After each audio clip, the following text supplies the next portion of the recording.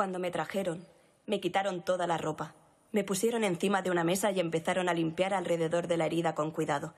Pero el dolor fue tan atroz que prefería haber muerto en el campo. Entonces me pusieron un bozal y me ordenaron contar. Soy Sofía Fedorchenko, enfermera de la Primera Guerra Mundial, y esas palabras son de uno de los cientos de soldados a los que atendí. La Primera Guerra Mundial supuso un enorme desafío para la práctica médica, que avanzó indiscutiblemente en los campos de la cirugía y el tratamiento de enfermedades. Habíamos llegado con un importantísimo conocimiento. Louis Pasteur había identificado la forma de contagio de algunas enfermedades. Los microorganismos pasan de las personas enfermas a las sanas y se determinó que esto sucede mediante la tos, los estornudos, los besos o bien el agua o los alimentos.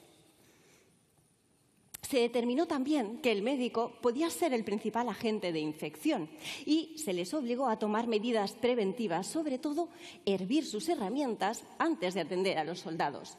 Aún así, 5 millones de soldados fueron hospitalizados durante la Primera Guerra Mundial por afecciones como el tifus, la fiebre tifoidea, el cólera o la disentería, enfermedades creadas por bacterias que pasaban de unos soldados a otros. Años después de terminar la Primera Guerra Mundial, en septiembre de 1928, el científico escocés Alexander Fleming revolucionaba el mundo de la medicina con su descubrimiento de la penicilina. Por aquel entonces, Fleming estaba observando ciertas cepas de Staphylococcus aureus, una bacteria que crea infecciones en la piel, problemas respiratorios e intoxicaciones alimentarias. Fleming dejó algunas placas de Petri en su laboratorio con este patógeno mientras se fue de vacaciones. Al regresar, descubrió que una de estas placas tenía una colonia central de bacterias rodeada por otra zona externa donde no había ni rastro de ellas. ¿Pero qué había en esta zona que impedía la proliferación de las bacterias? Fleming observó que en la placa había caído un hongo de la familia Penicillium que liberaba una sustancia que impedía el crecimiento de las bacterias en la zona.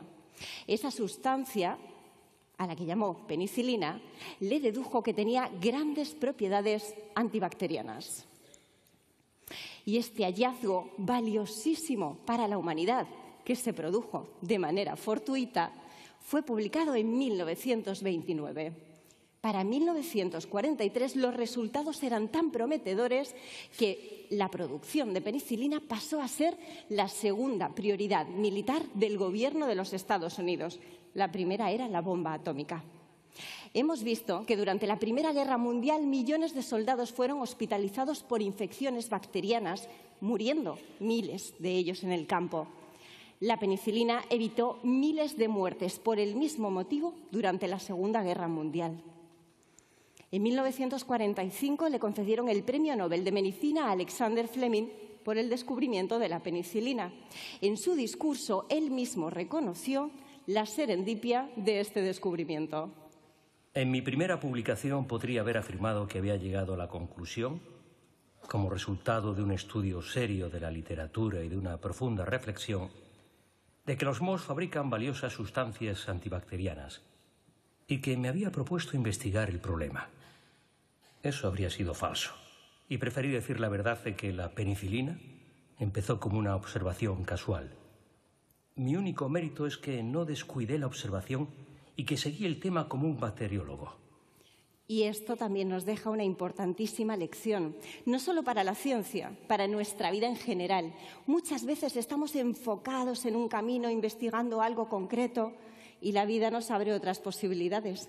Solo depende de nuestra apertura de mente seguir por donde íbamos o explorar nuevos caminos.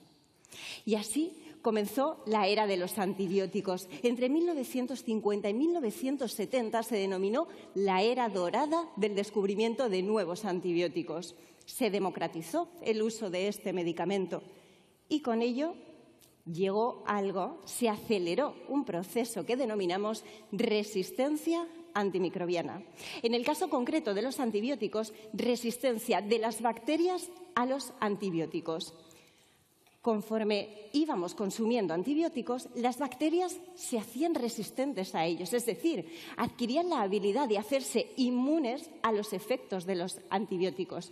Este proceso hubiera sucedido de forma natural, aunque los humanos no hubiéramos descubierto la penicilina, pero el abuso y sobreuso y el mal uso de los medicamentos hizo que este proceso se acelerase. Pero, ¿cómo adquieren las bacterias esta resistencia contra los antibióticos? Bueno, por resumir y simplificar muchísimo, dos mecanismos. Uno, sufren transformaciones en su material genético. Dos, adquieren los genes de resistencia del exterior transferidos de otras bacterias. Las bacterias tienen una gran capacidad de adaptación y resiliencia. Pensad que llevan 4.000 millones de años colonizando la Tierra. Las encontramos a billones en los suelos, sedimentos marinos, en el interior y exterior de plantas, animales, personas. Somos nodos de estos microorganismos con los que convivimos en simbiosis. En parte, nuestra buena salud depende de que las colonias bacterianas estén equilibradas y de mantener a raya a las bacterias malas. Las bacterias multiresistentes o superbacterias son aquellas que han aprendido a sobrevivir a todos los antibióticos que actualmente tenemos en el mercado para tratarlas. Según la Organización Mundial de la Salud, la resistencia antimicrobiana es una de las mayores amenazas de salud global en el mundo. Solo en España, en 2023, más de 20.000 personas murieron por infecciones que no respondían a tratamiento antibiótico. Y os quiero contar el caso de Mallory Smith. A los 3 años fue diagnosticada con fibrosis quística, una enfermedad que provoca un moco espeso y pegajoso en los pulmones, favoreciendo la colonización e infección de bacterias. Tuvo una vida más o menos normal hasta los 15 años, cuando sus pulmones ya estaban completamente colonizados por bacterias, incluyendo una que durante años de tratamiento antibiótico había pasado de ser una bacteria normal a una bacteria multiresistente sin tratamiento conocido. Mallory siguió viviendo, estudió biología, comenzó a escribir su historia, tuvo un trasplante de pulmón que pareció exitoso al principio, pero después no lo fue. Finalmente decidió someterse a un estudio experimental con fagos. Los fagos o bacteriófagos son virus que infectan exclusivamente a las bacterias. Son un tratamiento experimental que hoy en día se está estudiando como alternativa a los antibióticos. Mallory tuvo este tratamiento, pero le llegó demasiado tarde. Murió a las pocas horas, con 25 años. Era un 15 de noviembre de 2017. Está en nuestras manos no volver atrás, no llegar a una era post-antibiótica donde muramos por heridas infectadas o por enfermedades a las que ya habíamos encontrado cura. Está en nuestras manos prevenir con higiene de manos, de alimentos, del agua, saber que esto no es solo una cuestión de salud humana, se trata también de una salud animal y medioambiental. Que tenemos que usar los antibióticos solo cuando nuestro médico nos lo indique y en los términos en los que nos los indique. Y que necesitamos el compromiso fuerte de gobiernos y farmacéuticas para seguir investigando y desarrollando nuevos antibióticos y tratamientos. Y es también muy importante la visibilidad de este problema. Desde la Acción Conjunta Europea, para la que trabajo, EUHAMRAI, lanzamos un concurso a nivel mundial para conseguir un símbolo de la resistencia a los antibióticos. Entre más de 600 propuestas de 44 países, un panel de expertos decidió que este sería el símbolo de la resistencia a los antibióticos.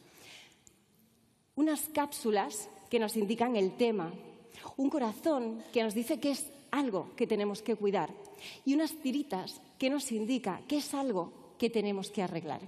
Un símbolo que cada vez se está haciendo más reconocido a nivel internacional y que hoy vosotros, cada uno de vosotros, tiene para lucirlo con orgullo. Así que, a partir de este momento, os nombro embajadores de la resistencia antimicrobiana. Por favor, contad a todo el mundo la importancia de mantener con vida a los antibióticos, porque siguen siendo uno de los medicamentos fundamentales para mantener la buena salud de la humanidad. Muchas gracias.